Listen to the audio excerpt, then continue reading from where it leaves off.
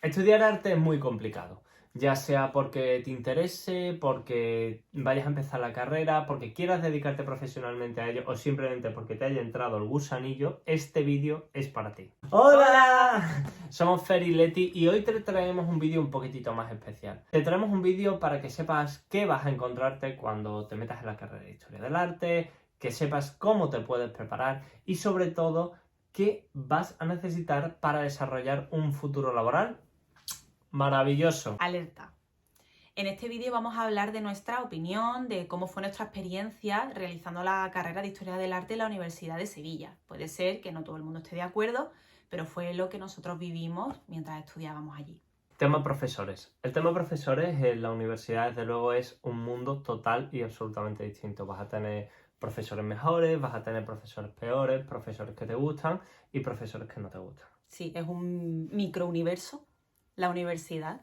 A mí me encantaba porque había muchos cotilleos y había muchas rencillas ahí entre unos y otros y te enterabas y eso estaba guay. Y muchos líos, de hecho Había romances Sí. también. Lo importante aquí realmente es cómo los profesores influyen en lo que es tu vida académica y en tu posterior vida laboral. Porque un buen profesor te puede hacer la vida súper fácil y un mal profesor te puede hacer la vida un infierno. No sé en otras universidades, pero en Sevilla está todo muy anclado en el pasado, todo muy prehistórico. Las notas las seguían dando la mayoría de los profesores, las dejaban en el típico tablón de anuncios escritas a boli. Muchos seguían llevando las diapositivas con la pedazo de máquina, no hacían PowerPoints. Bueno, que tenía su lado vintage, pero bueno, era un poco rollo. Y luego también una profesora odiaba los ordenadores y no nos dejaba coger apuntes con el ordenador porque decía que le distraían el ruido de los teclados. Nos obligaba a coger los apuntes a mano. En Historia del Arte el profesor se pone a hablar de un tema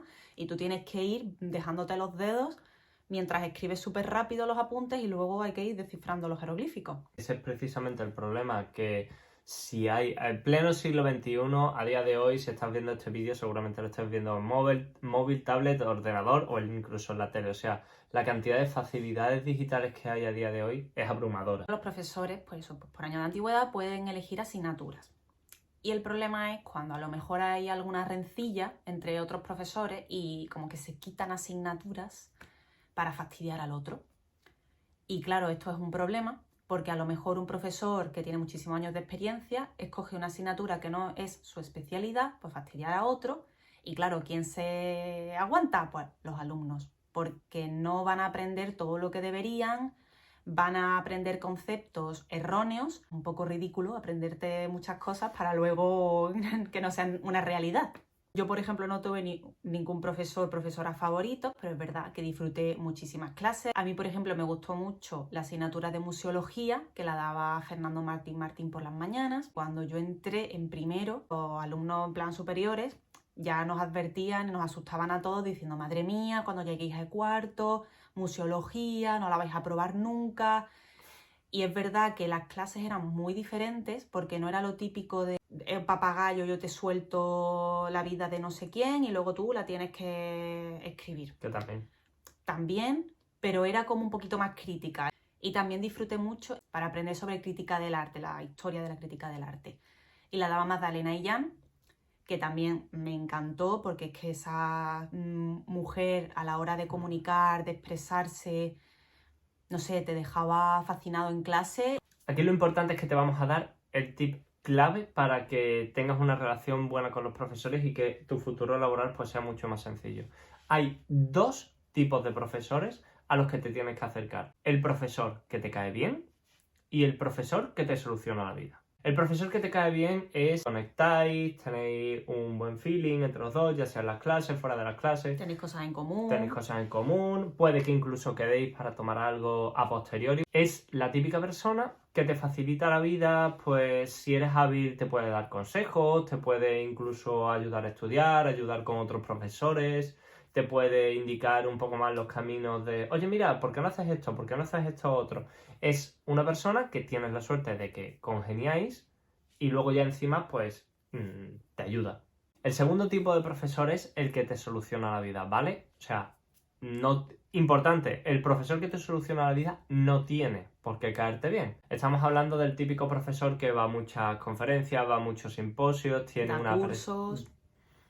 Está en todas partes y es el profesor perfecto con el cual tú te pones un poco a su estela, un poco detrás suya, y como él va abriendo camino, tú puedes coger un poquito de push para, a nivel profesional, ya decir, oye, mira, pues he estado con este tío, me ha enseñado tal, he aprendido esto, tal, tal, tal.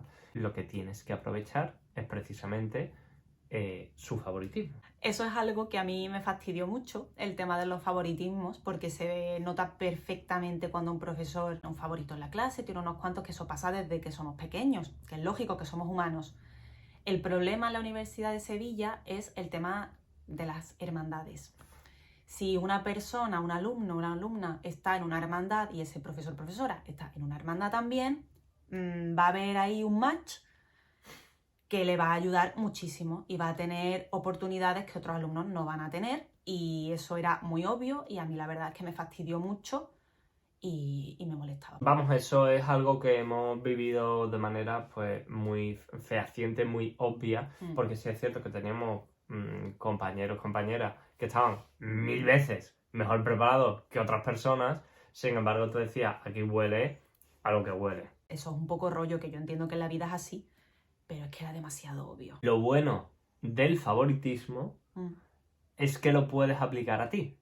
Así que acércate a esos dos profesores y conviértete en su favorito. Una de las cosas más importantes, si no la cosa más importante que debes tener en cuenta a la hora de meterte en una carrera, en cualquiera, son las asignaturas.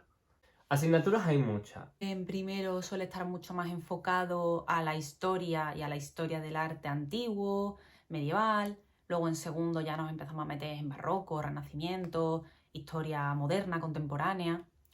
En tercero, sí es verdad que ya empezamos con las optativas y damos pues arte del siglo XIX, siglo XX, y en cuarto seguimos con las optativas, donde es un poco batiburrillo, la verdad, porque sigue habiendo desde arte antiguo, arte y fiesta, museología. Últimas tendencias, siglo XVIII.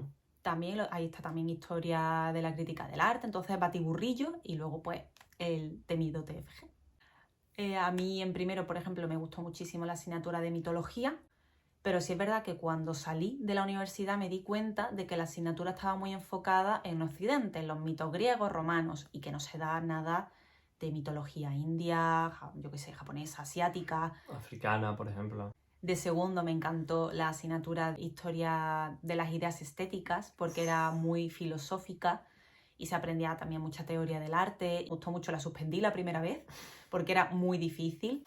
Eso es gracioso porque su profesora de ideas estéticas no fue la que me dio mis ideas estéticas, me la dio Juan Bosco, que es un hombre que me marcó la vida. Esto está muy guay porque te ayuda a entender y a comprender cómo funciona el arte, cómo se va desarrollando el arte, porque el arte contemporáneo no es basura, como piensa mucha gente. Sorpresa. Sorpresa. De tercero, pues me encantaron las asignaturas del siglo XX y siglo XIX, aunque sí es verdad que el profesor no era el indicado. Me gustó mucho aprender de todos los artistas, todos los movimientos. Y ya de cuarto, mis favoritas fueron historia de la crítica del arte y museología. Si te advertimos, para que lo tengas en cuenta y vaya y estés listo o lista, que a nosotros nos llamó mucho la atención una asignatura, gestión de bienes culturales, que se daba en cuarto de carrera. Es una asignatura que teóricamente lo que te enseña es a crear una empresa, gestionar todo tipo de evento cultural. Sí, era como gestión cultural. Básicamente, gestión cultural. Sin embargo, nos pasó algo que pasa continuamente, que el profesor no era el indicado. La asignatura se quedó muy pobre, parecía que iba a ser una cosa y al final se quedó en otra, y es verdad que al final pues fue una asignatura de paso, de hacer un trabajo, y no aprendimos lo que podríamos haber aprendido, que nos hubiera venido muy bien para el futuro. En principio la intención es buena porque te dice, oye, plantéame el crear una empresa. Sin embargo, no hay como ese conocimiento amplio de qué puede hacer un historiador del arte para crear una empresa más allá de visitas turísticas, un centro de no sé qué. O sea, como que la gente estaba muy encabezonada en las mismas 4 ideas de siempre. El mayor problema de esto es que estaba muy centralizada en la parte teórica. Y eso es lo que resume historia del arte en la Universidad de Sevilla. Mucha teoría, poca práctica. Es más, nosotros no tenemos prácticas extracurriculares, de que no vamos a una empresa, vamos a un museo, vamos a una galería a hacer unas prácticas durante unos meses, como se hace en todas las carreras del mundo. En Historia del Arte en Sevilla, no. Porque según el rector del momento, o el decano, no me acuerdo quién fue, decía que, claro, que si nosotros teníamos prácticas, le estábamos quitando esas prácticas, por ejemplo, a los de turismo. Entonces, pues fue bastante insultante para nosotros, porque más allá de que un historiador del arte sea investigador, puede hacer muchísimas más cosas. Y entonces la Universidad de Sevilla se centra mucho en el trabajo de investigador, y por eso todas las asignaturas se enfocan mucho a la teoría. Lo bueno de todo esto es que te da ventaja. Porque todo el mundo va a estar pensando en meterse en los libros, todo el mundo va a estar pensando en meterse en los apuntes, y lo que tienes que hacer es desarrollar habilidades. Y cuantas más habilidades desarrolles, cuantas más cosas hagas, aunque se resientan tus calificaciones, a no ser que vayas a hacer un doctorado, que eso te lo comentamos en un momento, pues te viene incluso mejor. Lo bueno de todo esto es que le vas a sacar la delantera no solamente a los de tu promoción, sino seguramente a los de las promociones anteriores y a gente incluso que está en puestos de trabajo. Es muy importante que sepas moverte fuera de la universidad. Yo, por ejemplo, creo que está muy bien que durante la carrera te metas en temas de voluntariados, aunque no te paguen. Veo que es un buen momento porque empiezas a experimentar lo que es el trabajo y vas adquiriendo muchísima experiencia que luego te va a venir bien para ponerlo en tu currículum y cuando salgas de la universidad poder encontrar un trabajo más fácilmente. Y ahora viene la parte que más estabas esperando, el futuro laboral. Me ha obligado a gritar con él, ¿eh? Yo no quería. Tienes que tener en cuenta dos caminos principales. Cuando terminas una carrera, no solamente Historia del Arte, tienes la opción de quedarte en la universidad como investigador, profesor asociado, profesor titular, o salir de la universidad y pues crear tu propio camino, ya sea dentro de una empresa, creando tu propia empresa. La principal diferencia es que si tomas el camino de la universidad, es tener en cuenta que para el doctorado te cuenta la nota del máster y te cuenta la nota de la carrera. Así que conforme entras, si quieres ya ser profesor de universidad, tienes que tener en cuenta que primer año de carrera ya te están contando las calificaciones para las becas que vayas a pedir en el doctorado. Tienes que tenerlo muy claro. Si te quieres dedicar a dar clase en la universidad, desde el principio tienes que darlo todo para sacar muy buenas notas. Para el doctorado necesitas realmente tres cosas. Haber acabado bien la carrera, con buenas notas y demás, porque es una cosa que es que te van a mirar sí o sí. Coger un buen máster que te permita una buena especialización. No tiene que ser el más caro ni el mejor del universo, simplemente que te permita especializarte en el nicho en el que quieras trabajar. Eso también te va a venir muy bien el TFG. El trabajo. El trabajo final, si ya empiezas a especializarte en algo, el máster te puede también ayudar y darte un poquito de más sumando. El TFG y el TFM lo puedes convertir en artículos que cuentan como publicaciones para las becas de doctorado. Truquito. La otra parte de tu futuro laboral va a ser... Como historiador del arte, va a ser salir de la universidad. Entonces, en la vida real tienes que tener en cuenta que las habilidades lo son todo. Te vas a encontrar un amplio abanico de trabajos como historiador del arte, porque no solo se resume en dar visitas guiadas, hay muchísimas profesiones en las que un historiador del arte pues, es válido y funciona bien. Y como dice Fernando, para ello vas a necesitar desarrollar muchas habilidades. De hecho, nosotros nos encontramos con ese muro nada más salir de la facultad, porque tú piensas, vale, salgo de la facultad y me hago un máster. Sí, pero no. O sea, necesitas un máster que te sirva a ti no solo como individuo, sino también como profesional. Puedes tener, pues, desarrollar habilidades de marketing, de community manager, diseño gráfico, de creación de contenido, diseño gráfico, que son las habilidades, por ejemplo, que desarrolla Leti. En mi caso, por ejemplo, pues la vida me ha llevado por el terreno de las ventas, la negociación, la atención al cliente, la comunicación, todo lo que implica relación con otro ser humano y ganar pasta, pues básicamente por ahí.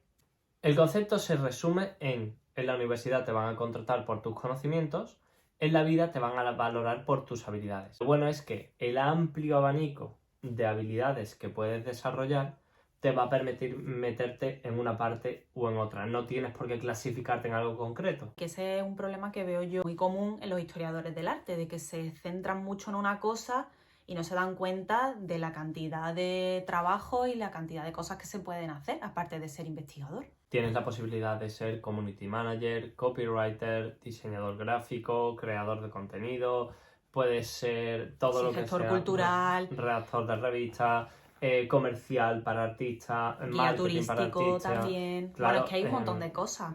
En realidad, que luego también, aparte, estarían las oposiciones que podemos hacer los historiadores del arte para ser conservador de museo, ayudante. También podemos hacer el MAES, que es el máster de educación secundaria para dar clases en los institutos. No sé, yo por eso no entiendo por qué dicen que lo de hacer la carrera de historia del arte, pues es horrible porque vas a trabajar en el Burger King. A ver, no. Es verdad que está muy difícil aquí en España, están las cosas muy complicadas, pero por eso es muy importante desarrollar otras habilidades, aparte de ser investigador, para poder tener un futuro laboral digno. Digno e interesante, que eso al fin y al cabo es lo importante. Nosotros en nuestra red inmediata de contactos pues tenemos a muchos conocidos que son influencers, que trabajan en departamentos pues de empresas como Telefónica, gente que que trabaja también en ventas en Mapfre, por ejemplo. Puedes hacer divulgación cultural de cualquier manera, puedes meterte en empresas de cualquier tipo, especializarte y utilizar tus conocimientos para terminar de pulir tus habilidades. En resumen, yo por ejemplo, si te animo a estudiar historia del arte, aunque es una carrera que debe adaptarse más a los tiempos en los que vivimos porque sigue todavía bastante anclada en el pasado, en mi opinión. No sé, veo que la historia del arte, la universidad no ayuda a que tengamos un sentido, una mente crítica, sino que te reduce a aprende, vomita palabras.